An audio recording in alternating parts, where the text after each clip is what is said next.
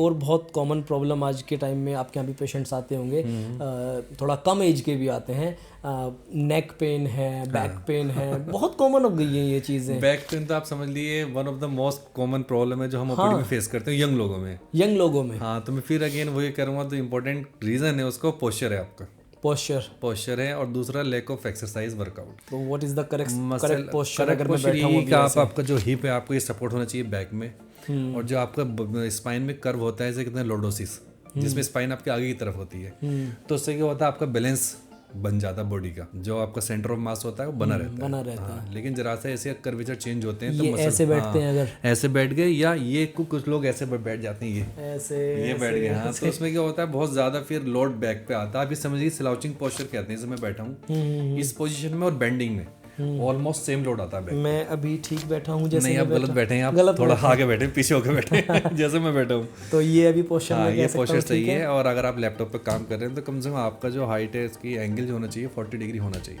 Laptop पे, अगर laptop पे काम करें। कई बार ऐसे करने लग जाते हैं, क्योंकि एमएनसीज में बहुत सारे लोग होते हैं, वो उनको तो बहुत प्रॉब्लम होता है फिर इस चीज़ से रिलेटेड, क्योंकि 8-8 घंटा वो लोग ऐसे ही काम करते हैं। तो ये इसका बहुत इंपॉर्टेंट है। अगर आप चाहें कि प्रॉपर पोस्चर क्या होता है, तो एक वर्ड में कहिए कि आप मिलिट्री पोस्चर में बैठिए, मिलिट्री पोस्चर में बैठिए।